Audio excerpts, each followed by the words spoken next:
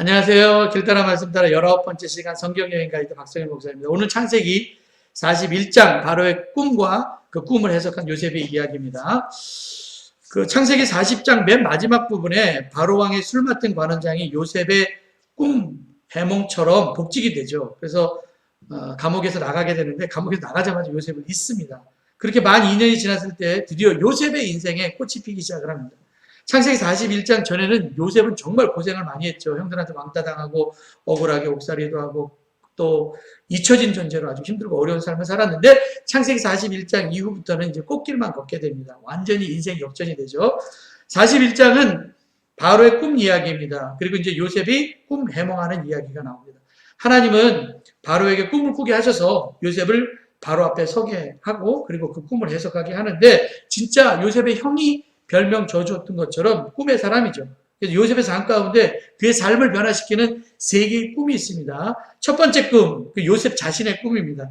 창세기 37장 7절부터 보면은 우리가 밭에서 곡식단을 묶더니 내 단은 일어서고 당신의 단은 내 단을 둘러서서 절하이다 라고 하는 요셉의 첫 번째 꿈과 그리고 37장 9절에 보니까 해와 달과 11별이 내게 절하더이다. 이게 두 번째 꿈이거든요. 요셉의 꿈이죠. 그리고 이제 두 번째 꿈은 창세기 40장 8절부터 나오는 감옥에서 만났었던 바로의 술 맡은 관원장과 떡 맡은 관원장의 꿈 이야기와 그 꿈을 해석하는 요셉의 이야기가 나오고 그리고 이제 세 번째 꿈이 오늘 창세기 41장에 나오는 바로의 꿈에 대한 이야기와 요셉의 해몽에 대한 이야기입니다.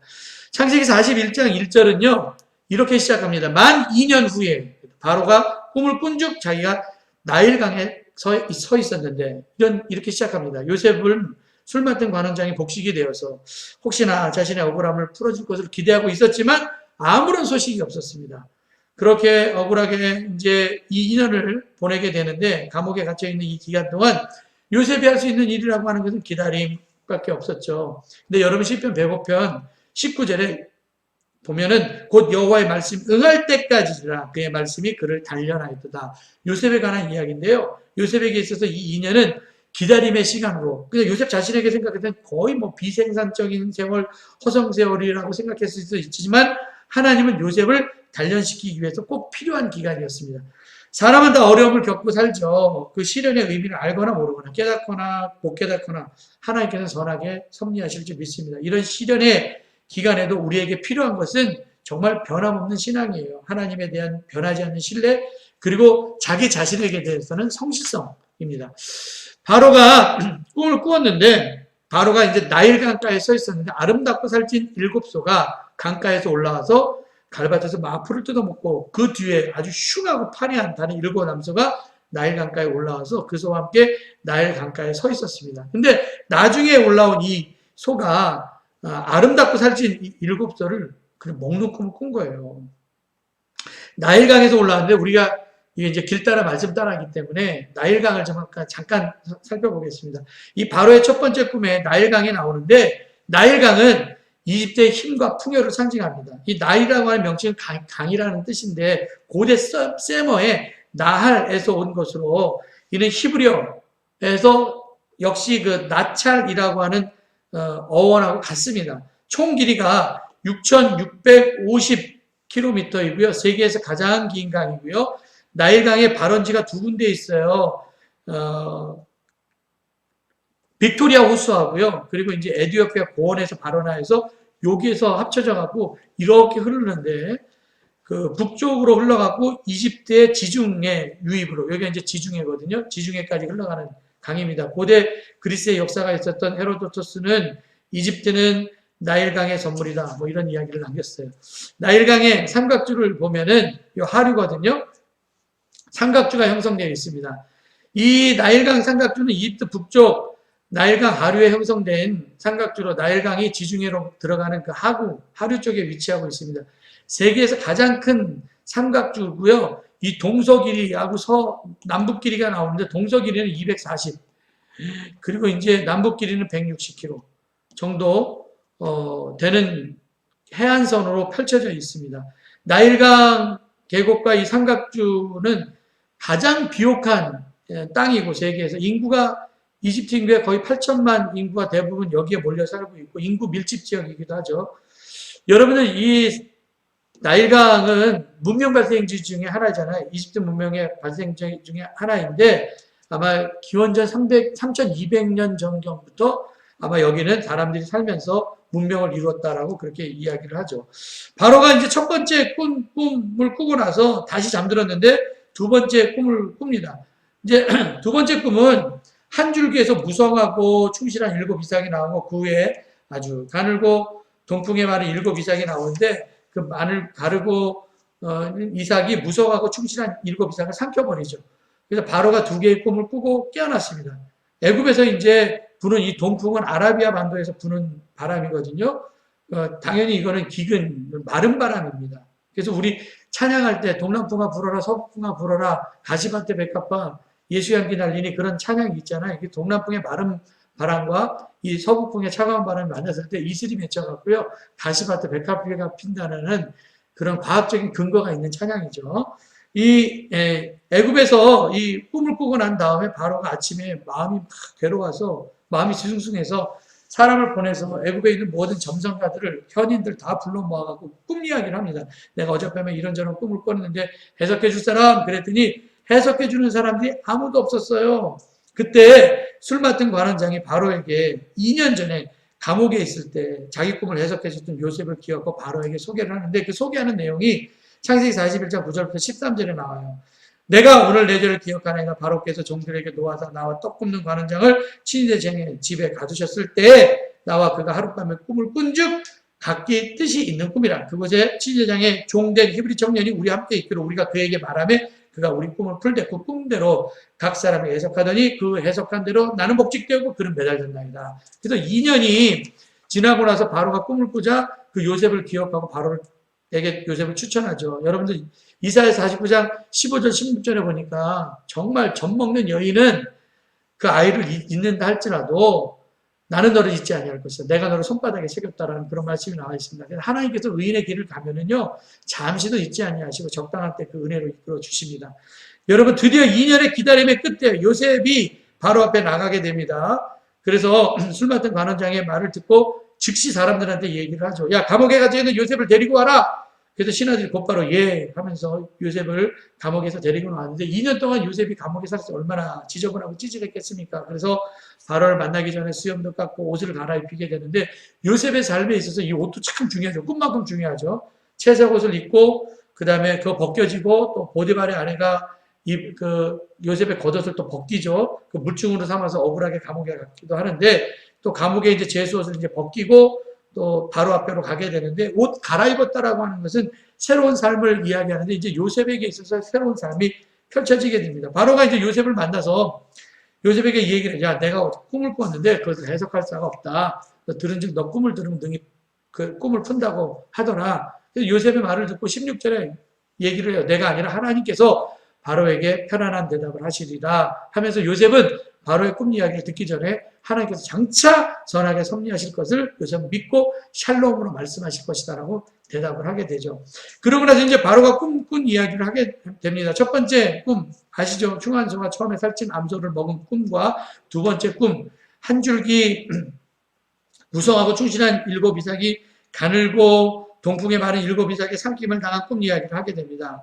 야 내가 이 꿈을 애굽의 점성가들에게 얘기를 했는데 그 꿈을 풀이해 준 자가 없었다. 그러니까 요셉이 바로에게 이야기를 하죠. 왕이 2번 꿈 꾸신 내용은 같은 겁니다. 하나님께서 앞으로 왕에게 하실 일을 보여주신 것입니다. 그러면서 꿈 해석을 하는데 7발의 좋은 안소나 7개의 좋은 이삭은 7년의 풍년을 뜻합니다. 그 후에 올라오는 7마리의 흉한소나 동풍에 말라 속이 빈 7 이삭은 7년의 흉년을 뜻합니다. 앞으로 왕이 해야 할 일은 애굽 땅에 7년 동안 큰 풍년이 있을 것이고 그 후에 7년 동안 흉년이 들어서 애굽 땅에 그 풍년 시절을 다 잊어버리고 이 땅이 기근으로 망할 것입니다. 왕이 2번 겹쳐서 꾸신 것은 하나님이 이 일을 정하셨기에 하나님이 속히 행하실 것입니다. 해석을 해주죠.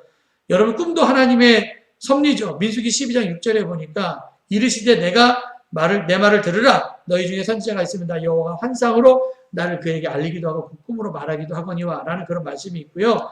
그리고 예레미야 23장 28절에 여호와의 말씀이라 꿈을 꾼 선지자는 꿈을 말할 것이요 라고 하는 그런 말씀이 있어요.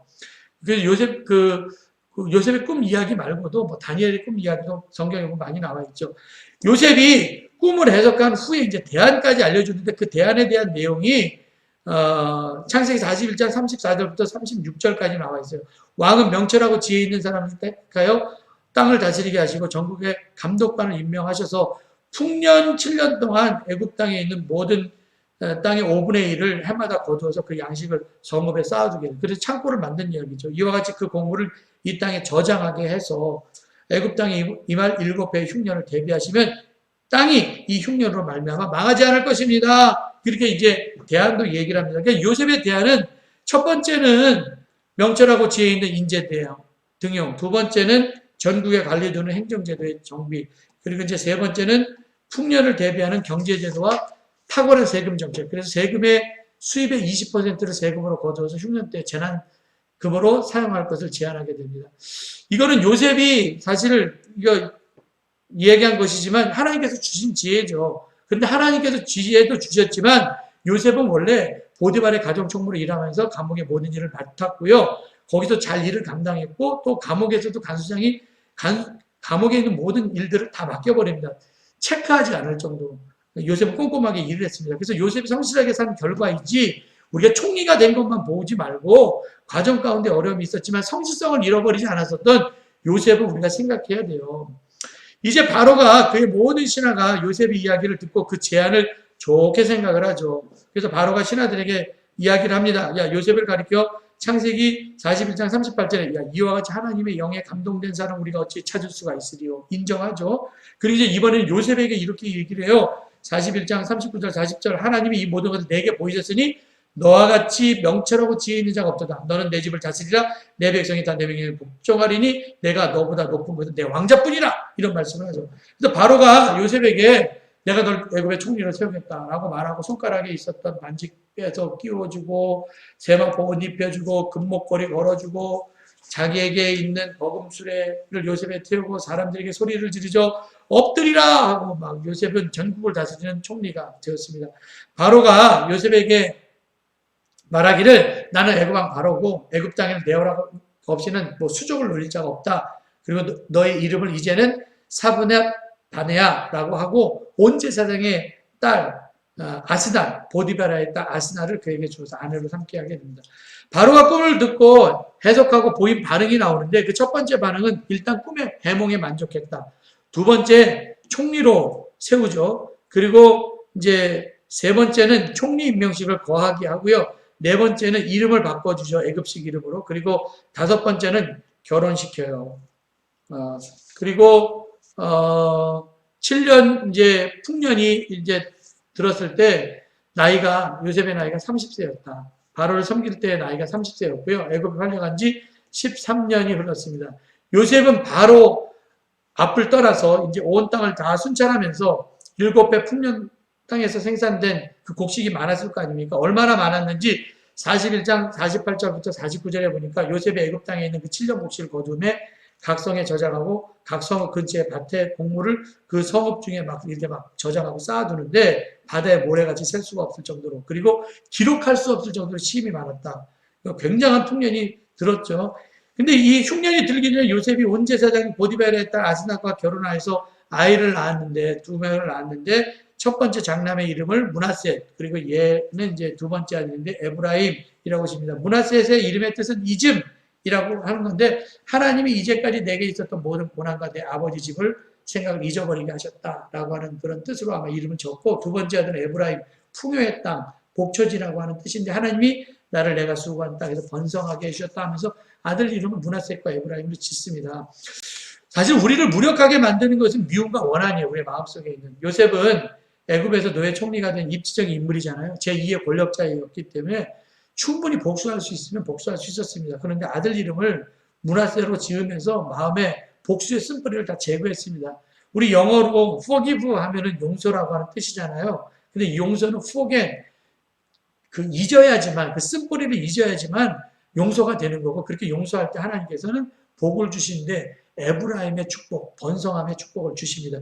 그렇게 7년 풍년이 끝난 다음에 이제 흉년이 시작되는데 애굽 땅에 7해 풍년이 그치고 요셉의 말과 같이 정말 7배의 흉년이 들기 시작해서 각국에서 기근이 있었는데 애굽 온 땅에 먹을 것이 있었죠. 그런데 마침내 애굽 온 땅의 백성들이 굶주려서 백성이 바로한테 얘기를 합니다. 배고픕니다. 우리에게 먹을 것 주십시오. 이렇게 부르짖자 바로가 애굽 백성들한테 야 요셉에게 가서 넌 그 애가 시키는 대로 하라. 그렇게 얘기를 합니다. 사실 온 지면에 이제 기근이 들어갔고 요셉은 모든 창고를 열고 애굽 백성의 곡식을 팔았고요. 애굽 온 땅에 있는 모든 곳에 기근이 심하였고 기근이 온 땅을 덮어서 각국에 있는 백성들도 요셉에게 양식을 사러 애굽으로 들어오는 게 되는데 그 들어오는 이야기, 그 형들이 이제 곡식 사러 들어오는 이야기는 창세기 42장에 나와 있습니다. 다음 주에 우리 함께 보기로 하고 오늘 여기까지 마치고요. 돌발 퀴즈 내겠습니다. 돌발 퀴즈! 애굽의 젖줄인 나일강의 길이가 아까 제가 얘기를 했죠. 성경과 관계없는 거지만 나일강의 길이 잘 들은 줄 믿고 여러분 몇 킬로인지 아시는 분들은 지금 댓글을 쭉 올려주시면 되겠습니다. 들으시라고 수고했습니다. 감사합니다.